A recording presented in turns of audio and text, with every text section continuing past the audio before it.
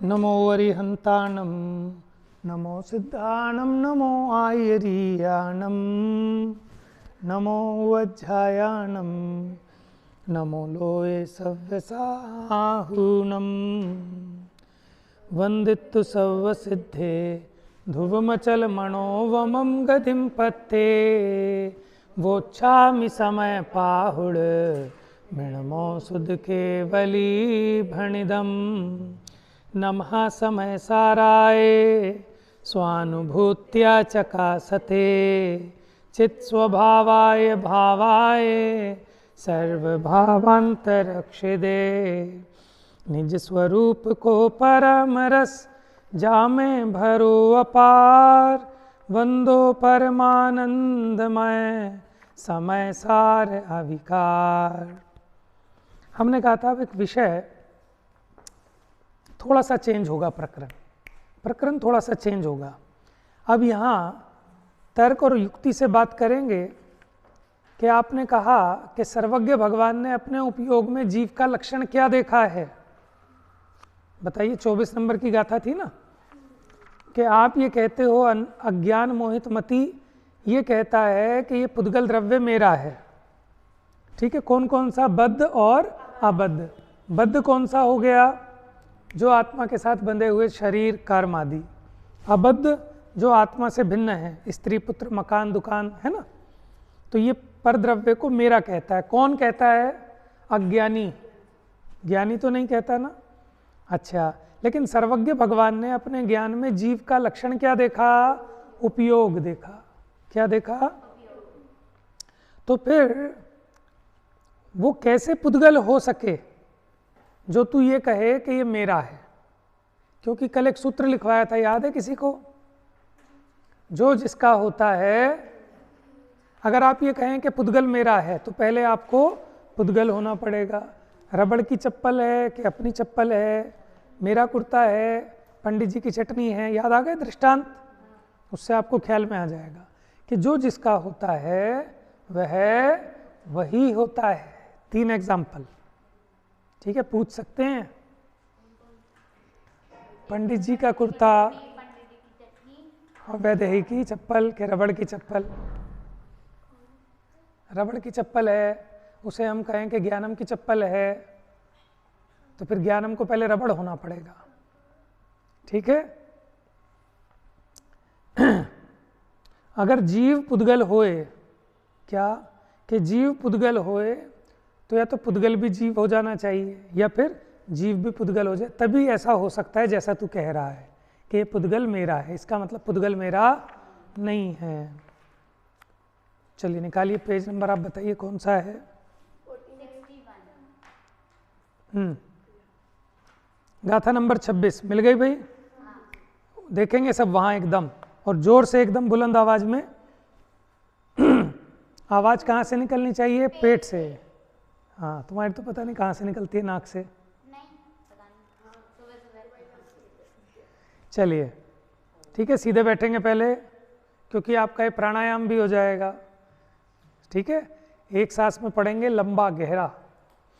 यदि जीवो न शरीरम, यदि जीव शरीर नहीं है, तिथराय रिय संत, तिथराय रिय, यदि जीवो न शरीरम,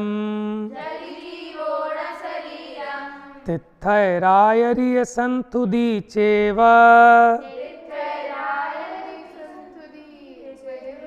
तिथराय यानी तीर्थंकर और अरिय यानी आचार्य। संतुदी माने संस्तुति, संस्तुति, स्तुति। समझ गए? यदि जीवो न शरीरम, मीनिंग समझ में आ गया? यदि जीव शरीर नहीं है तो तिथराय यानी तीर्थंकर, आयरीय, तिथरायरीय यानी तीर्थंकर और आयरीय माने आचार्य। यदि जीवो न शरीरम, तिथरायरीय संतुदी चेव, आयरीय होता है ना, आयरियाणम होता है ना, आयरीय। तो तिथय यानी तिथय, तिथय, ठीक है, तिथयर यानी तीर्थंकर, और फिर आयरीय, आयरीय तो आ रा के ऊपर लगा है, लेकिन एक है तिथयर यानी तीर्थंकर, और आयरीय माने आचार्य, संस्तुति माने संस्तुति। सव्वा विहवदि मिच्छा, सब ही होगी मिथ्या, यानी वो सब ही मिथ्या हो जाएगी। क्या ठहरेगी? झूठ ठहरेगी। अगर जीव शरीर नहीं है तो फिर तीर्थंकर और आचार्य की जो हमने स्तुति की है वो सारी की सारी कैसी होगी? हवदि मिथ्या, मिथ्या मैंने झूठ हो जाएगी। तेण दुआदा हवदि देहो, अब हवदि को ना खींच के ना आदा को खींचो, देखो तो वो क्या कहते हैं? तेण माने इसलिए, आदा हवदि देहो, इसलिए आत्मा देह होता है, आत्मा शरीर होता है। ये प्रश्न खड़ा किया है। अब इसके जवाब में आगे की गाथाएं चलेंगी। क्या प्रश्न किया कि अगर जीव शरीर नहीं होता, अदिति, अगर जीव शरीर नहीं होता तो फिर तीर्थंकर और आचार्यों की जो स्तुति की गई है वो सारी की सारी झूठी ठहरेगी। इसलिए ये सिद्ध होता है कि आत्मा शरीर ही है। ये क्यों? ऐसा क्यों कह रहे हो आप? इसलिए कह रहे हैं, हम स्तुति करते हैं, दो गोरे दो सांवले, दो हरियल दो लाल, शेष 16 स्वर्ण समान है, तिन्हें नमूती हूँ काल। तो गोरा दो सांवले, 24 तीर्थंकरों की स्तुति में ऐसे कहते हैं कि दो भगवान गोरे हैं, दो सांवले हैं, दो हरे हैं, दो लाल हैं। अब उसका टाइम नहीं है कौन कौन से हैं, बाद में पूछेंगे। यही तो बात है, थोड़ा थोड़ा थोड़ा तो सब चेंज कर देते हैं, याद नहीं रहता ना तो कुछ भी आ जाता है। हाँ जी, तो ये तो हमने गोरा काला कौन है, आत्मा है कि शरीर है? लेकिन आपने स्तुति कैसे की उनकी कि गोरे सांवले? तो शरीर की स्तुति के द्वारा, शरीर की स्तुति के द्वारा हमने तीर्थंकर की स्तुति की ना। वैसे आचार्य की भी स्तुति करते हैं क्या कि हाथ में पीछे कमंडल, ऐसी सौम्य मुद्रा, नगन मुद्रा। ये नगन मुद्रा किसकी है? शरीर की है कि आत्मा की है? क्यों भाई? ये जो नगन मुद्रा है ये शरीर की है कि आत्मा की? लेकिन हम तो शरीर के गुणों को कहकर शरीर की स्तुति करके भगवान की स्तुति कर रहे हैं। हाँ, वो तो कहीं कहीं जगह है ना, लेकिन मुख्यपन है इस प्रकार से स्तुति की जाती है ना। एग्जाम्पल भी देंगे, भी एग्जाम्पल बताता हूँ। तो यानी वो कह रहे हैं, इससे हमें समझ में आता है कि आत्मा और शरीर अलग अलग नहीं है। अगर आप अलग अलग मानोगे तो जितनी स्तुतियां हैं तीर्थंकर और आचार्यों की जो शरीर के माध्यम से की गई हैं, नव हाथ उन्नत तन विराजे, है ना। पार्षद भगवान की पूजा में क्या कहा कि 9 हाथ ऊंचे हो आप, 500 धनुष ऊंचे हो आप। तो ये तो शरीर की स्तुति है, तो फिर इससे तीर्थंकर की स्तुति कैसे होती है? तो फिर या तो वो झूठी हो जाए या फिर आप झूठे हो गए। या तो ये मानो कि शरीर और आत्मा एक हैं, अलग अलग नहीं है। और अगर इन्हें अलग अलग कहोगे तो जितनी स्तुतियां हैं तीर्थंकर और आचार्यों की वो झूठी हो जाएंगी। इसलिए ये सिद्ध होता है कि देह और आत्मा एक है। ये प्रश्न खड़ा किया, समझ गए? अब देखिए इसके रेफरेंस में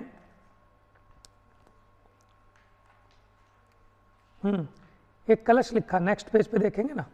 मैं कलश नहीं पढ़ता, उसमें क्या लिखा? कांत्यैव स्नपयन्ति ये 10 दिशो, धाम्ना निरुन्धन्ति ये, धामोद्दाम महस्विनां जनमनो, मुष्णन्ति रूपेण ये, दिव्येन्द्वनिना सुखं श्रवणयोः, साक्षात्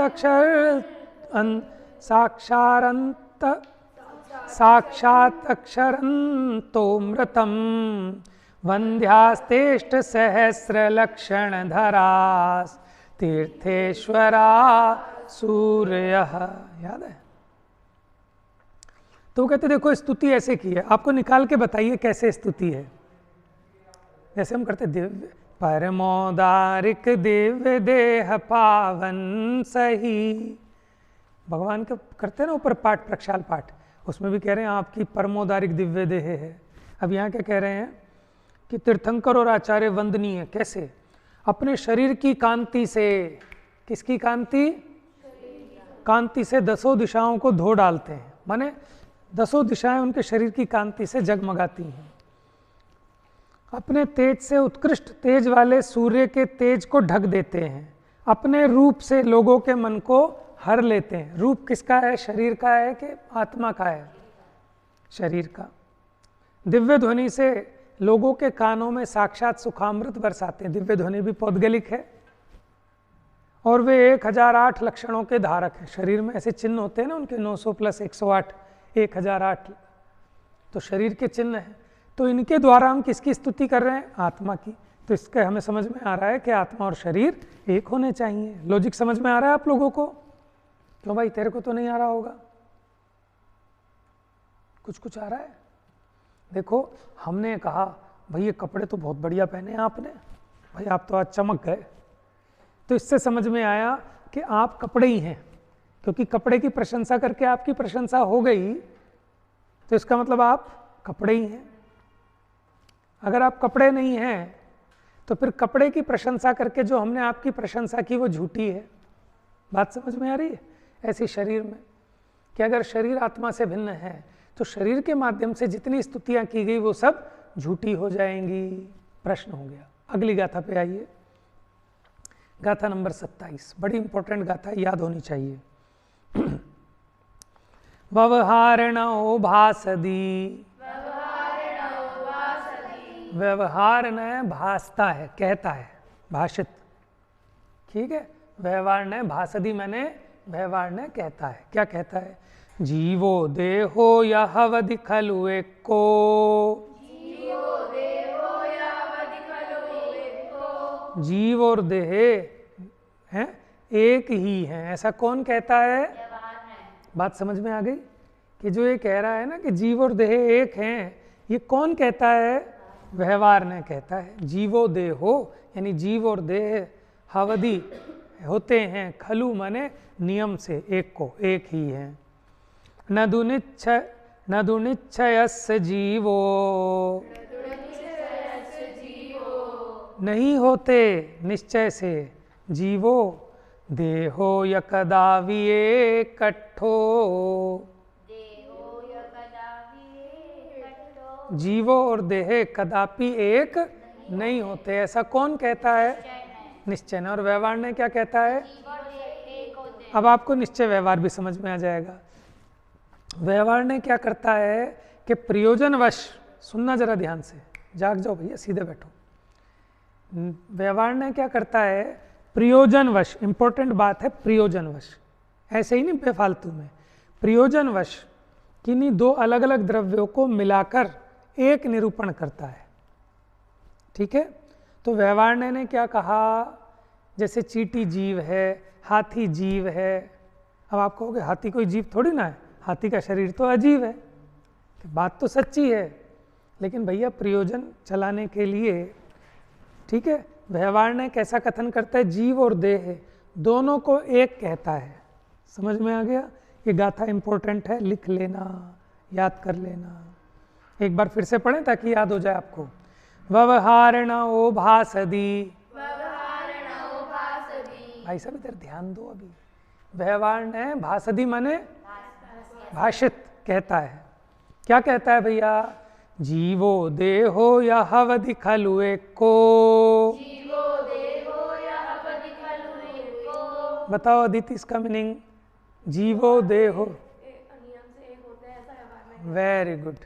जीवो देहो यहवदि खलु एको, खलु माने नियम से, पक्का, एक को माने एक होते हैं। न दुनिच्छयस्य जीवो, देहो यकदा विएकट्ठो, है कोई आप में से बेस्ट ब्रिलियंट बच्चा जो सुना दे इस गाथा को? हाँ, एक बार पढ़ लीजिए, 2 मिनट का टाइम दे रहा हूँ, फिर देखता हूँ कौन है। छुपा हुआ ज्ञान का खजाना। आप समझ के करना ना।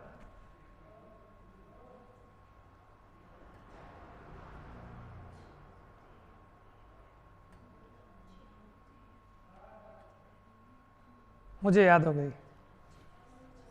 और बताओ जल्दी जल्दी।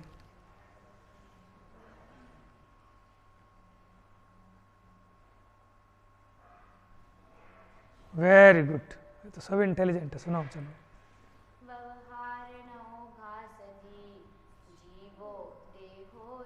हवदि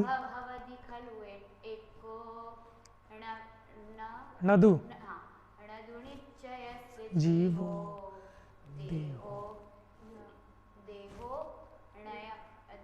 यक देहो य कदावी।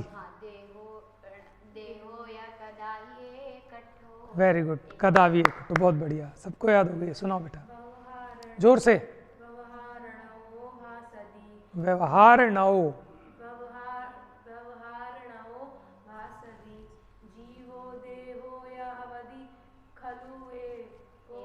ठीक है ठीक है। नदु निश्चयस्य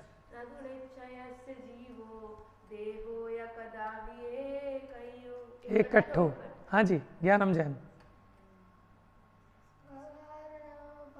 जोर से।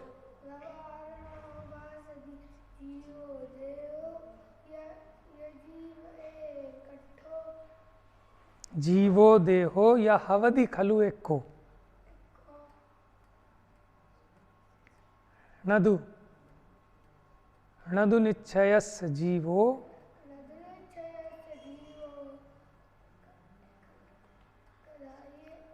देह। एक बार फिर से याद करो, इधर से अनिमेशा सुनाओगे बेटा जोर से।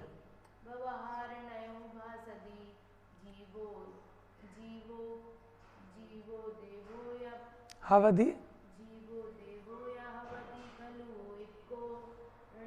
नदु निश्चयस्य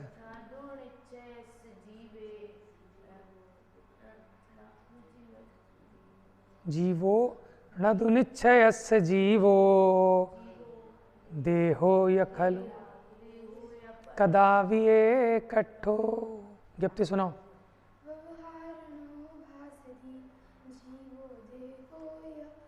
हवदि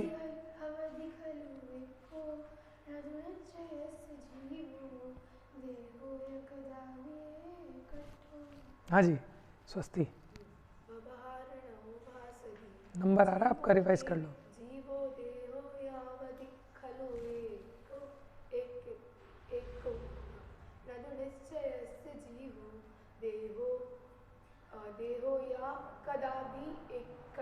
मीनिंग समझ में आ गया ना अब?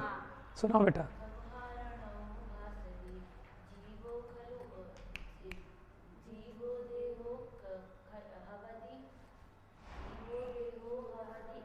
जीवो देहो या हवदि खलु एक को। आपकी लय से गाओ ना तो भूलोगे नहीं।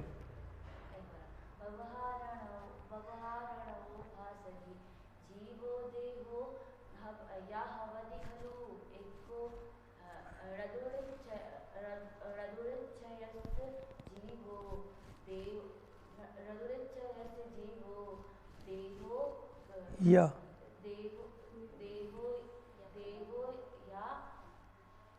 कदावी एकठो। देखो ऊपर की लाइन में भी यही आ रहा है जीवो देहो या, और नीचे की लाइन में भी आ रहा है जीवो देहो या, लेकिन यहाँ जीवो अलग चरण में चला गया, देहो अलग चरण में। हाँ जी, लास्ट।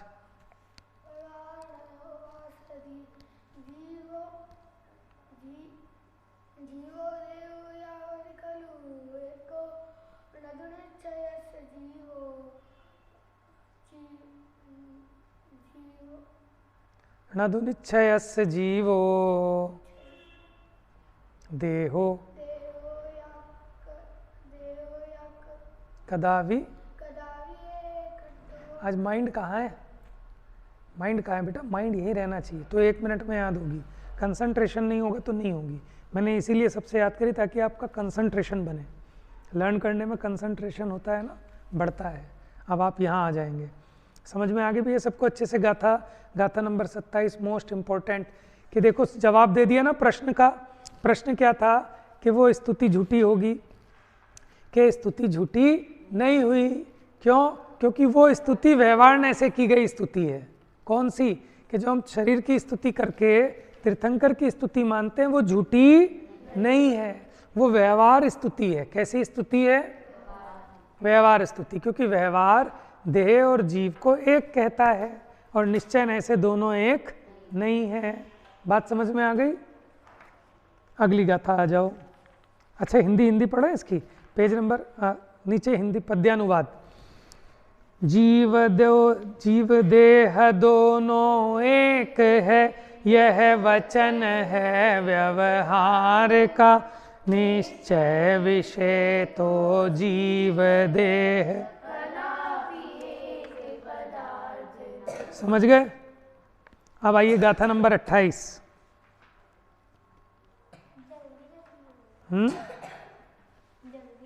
और कुछ है नहीं इसमें, समझ में आ गई ना? अब जल्दी देर मत सोचो। अब कोई मेरे से कहे कि बताओ कैसे एक गाथा 3 दिन में ले रहे हैं और एक दिन में 6 गाथा हो रही हैं, क्योंकि उसमें है नहीं ना, जो था वो हमने 12 गाथाओं तक समझा दिया। अब तो आपकी टपाटप गाड़ी दौड़ेगी। 3-4 क्लास है हमारे पास मुश्किल से। नहीं समझ में आए तो आप मेरे से पूछना, बस क्यों फिर आलस कर रहे हो। हाँ जी, अभी इसी बात को जो मैंने बता दी वो गाथा में बात कह रहे हैं। अभी हमने तर्क दे दिया कि व्यवहार न जीव और देह को एक कहता है और निश्चय न एक नहीं है, ऐसा कहता है। आगे आओ।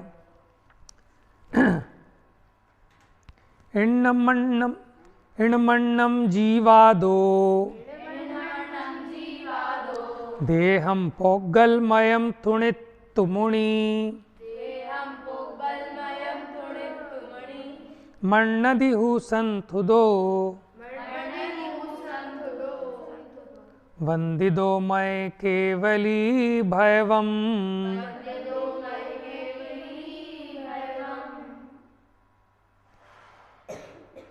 हाँ, इण्मण्णं जीवादो माने जीव से अन्य जो देह है, पुद्गल है, पुद्गलमयी देह की स्तुति करके, थुणित्तु माने स्तुति, मुनि माने मुनि। ठीक है, देह पोग्गलमयम यानी जो देह पुद्गल की है।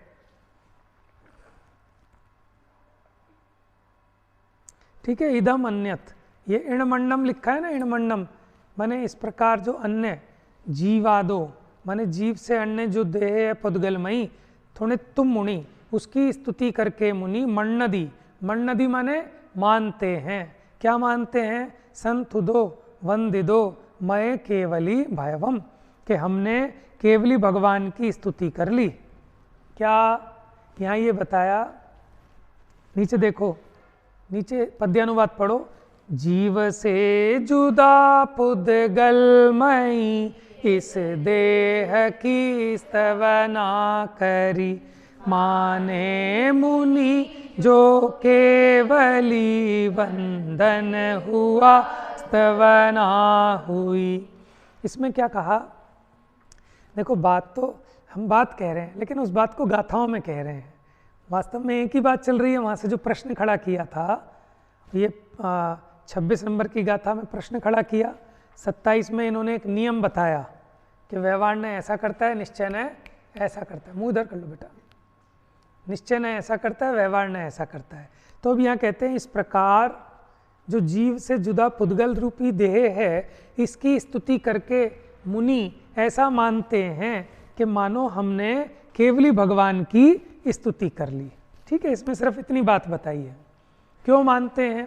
क्या वो कोई झूठा है कि नहीं? झूठा नहीं है, क्योंकि व्यवहार न से की गई स्तुति है ये, इसलिए वो देह से स्तुति करके ऐसा मानते हैं कि हमने केवली भगवान की स्तुति की। यानी ये बात सिद्ध कर दी कि ऐसे देह से की गई स्तुति झूठी नहीं है, क्योंकि व्यवहार ने तो ऐसा कहता है ना।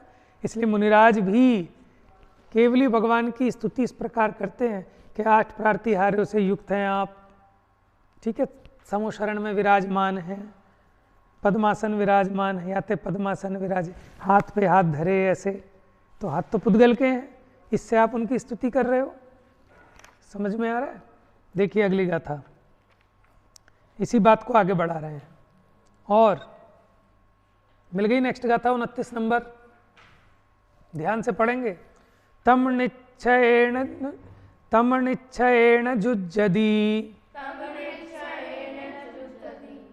माने वह निश्चय से युक्त नहीं है। क्या? कि वो जो मुनिराज शरीर के माध्यम से केवली भगवान की स्तुति करते हैं।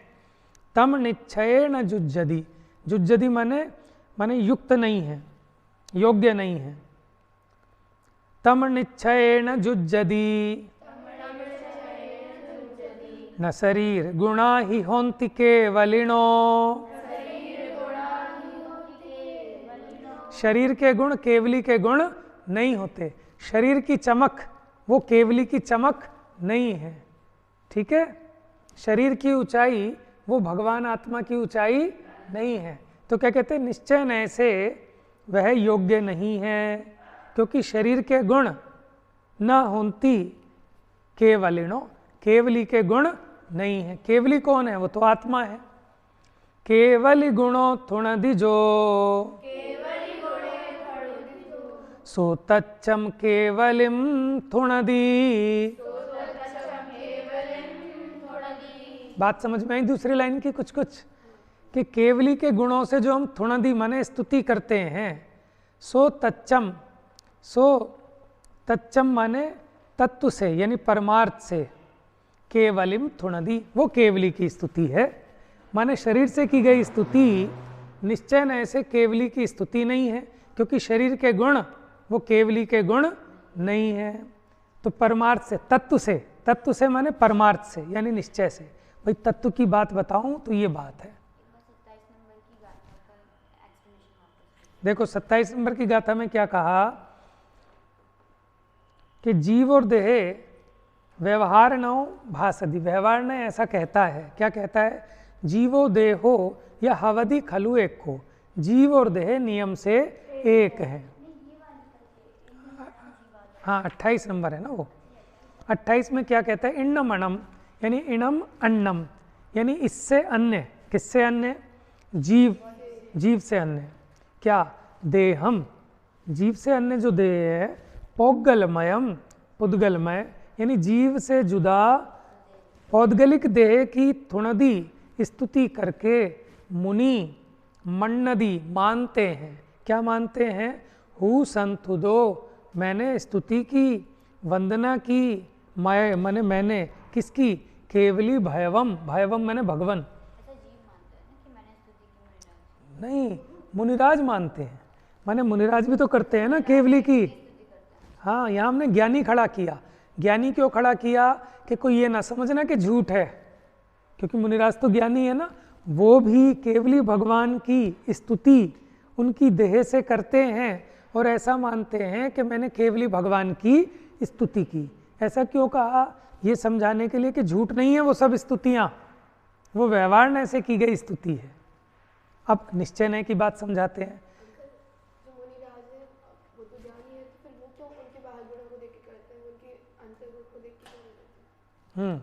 देखो भैया ऐसा है, प्रश्न बहुत बढ़िया है। प्रश्न क्या है कि मुनिराज तो ज्ञानी है, ठीक है, तो वो बाहर के गुणों को देख के स्तुति क्यों करते हैं, अंदर के गुणों को देख के क्यों नहीं करते? पहले तो ये नोट कर लेना दिमाग में कि व्यवहार और निश्चय ये दोनों ज्ञानी के होता है। ऐसा नहीं कि अज्ञानी को तो अज्ञान है, उसको व्यवहार नहीं है, उसको व्यवहाराभास है। क्यों? वो तो देह को ही आत्मा माने बैठा है। समझ में आया? जैसे हमें पता है कि कपड़े आप नहीं हो, हमें पता है कि कपड़े भिन्न हैं और आप भिन्न हो, फिर भी हम ये कहते हैं ना, भाई आज तो आप बहुत अच्छे लग रहे हो, बहुत सुंदर कपड़े पहने हैं।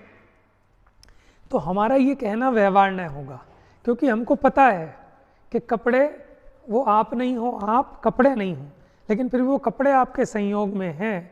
तो इस प्रकार व्यवहार से हमने ऐसा कथन किया है। तो मुनिराज को पता है कि देह है वो आत्मा नहीं है, लेकिन फिर भी जो जगत जन है, सामान्य जन है, उनको उसकी महिमा विशेष आती है। कोई ना कोई प्रयोजन जानकर उसके माध्यम से भी स्तुति की जाती है। ऐसा नहीं है कि उनको निश्चय स्तुति नहीं है, उनको दोनों स्तुति एक साथ हो रही है।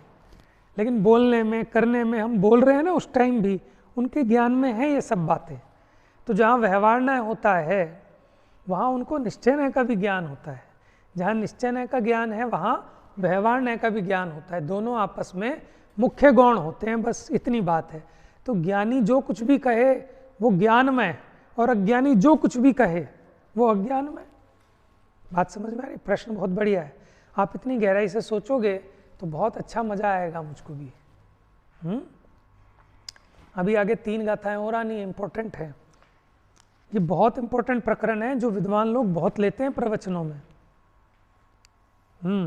आप देखो, आप ये आग्रह मत रखो पेपर में मैं कैसे करूँगा कैसे नहीं करूँगा, आप समझो बस इस बात को, ठीक है? सिर्फ समझने पे ध्यान दो, भूल जाओ कोई दिक्कत नहीं है, लेकिन अभी आपको भेद ज्ञान की बात समझ में आनी चाहिए।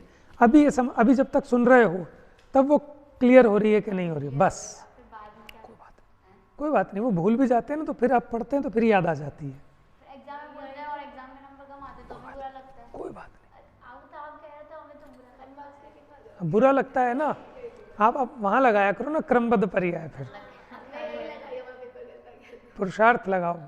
चलिए समय हो गया, इसको पूरा करते हैं। देखो अब क्या कहते हैं, तम निश्चय न जुज्जति, निश्चय ऐसे ही है, योग्य नहीं है। क्यों योग्य नहीं है? क्योंकि शरीर के गुण वो केवली के गुण नहीं है। जैसे अनंत के कितने गुण गिनाए बेटा? 46 गुण।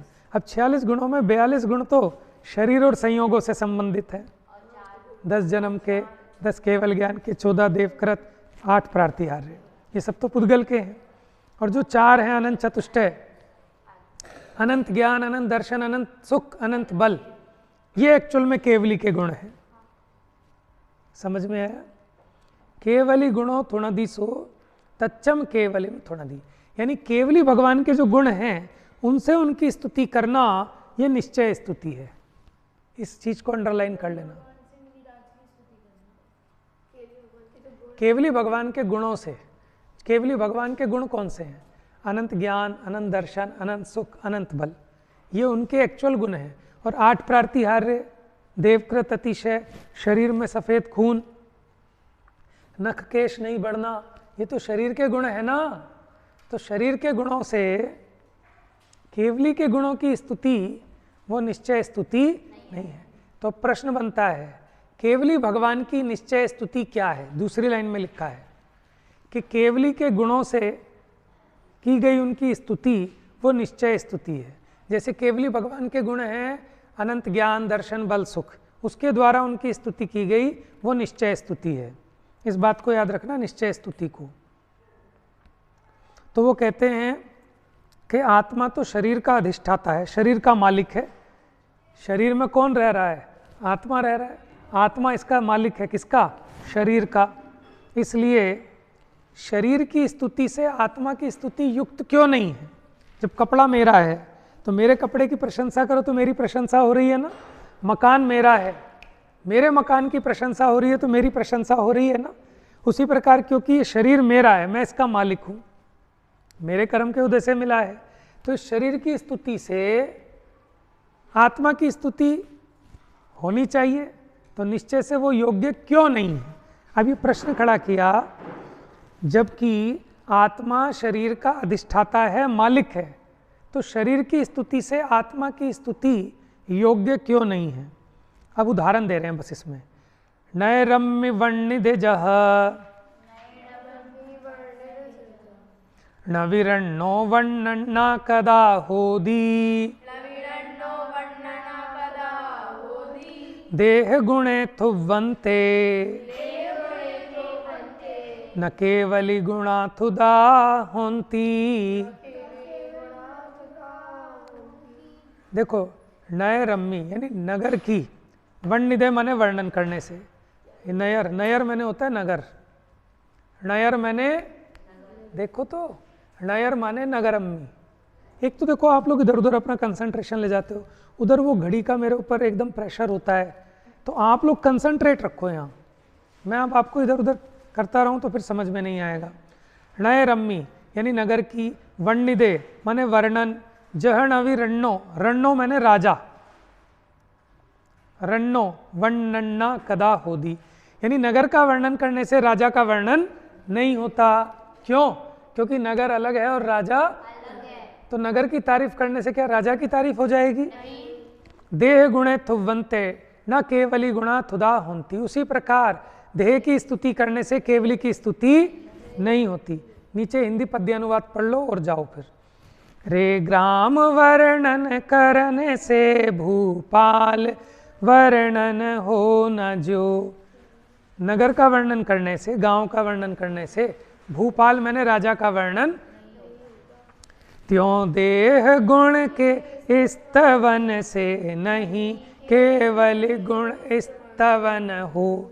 उसी प्रकार देह की स्तुति करने से केवली की स्तुति नहीं होती। तो 30 गाथा तक आपकी जो बात हुई, अब इसी को 31, 32, 33 में पक्का करेंगे। ये 3 गाथा कहलाती है निश्चय स्तुति की। 31, 32, 33 विषय हो गया है कंप्लीट। लेकिन 31, 32, 33 में इसी को विशेष प्रकार से कहेंगे, इन्हीं बातों को। तो 27 से 30 तक की जो 4 गाथाएं हैं, आप एक बार देख लेना। इसमें बहुत बढ़िया तत्व का एक खुलासा हुआ है। आप इस विषय पर गोष्ठी भी रख सकते हो कि जीव दो दोनों एक क्यों नहीं है। भगवान की स्तुति शरीर के गुणों से की गई है, कहाँ कहाँ कैसे कैसे की गई, उसके रेफरेंस लेकर फिर उनकी काट कैसे करेंगे। तो फिर ये स्तुति झूठी है क्या? ये सारा साहित्य झूठा हो गया? वो मुनिराज क्या वो झूठे हो गए कि नहीं? वो व्यवहार से की गई स्तुति है, और व्यवहार न्याय भी ज्ञानी को होता है। न्याय ज्ञानी को होता है, अज्ञानी को नहीं होता। समझ में आया? अब देख लो उधर। जा वाणी के ज्ञान से सूझे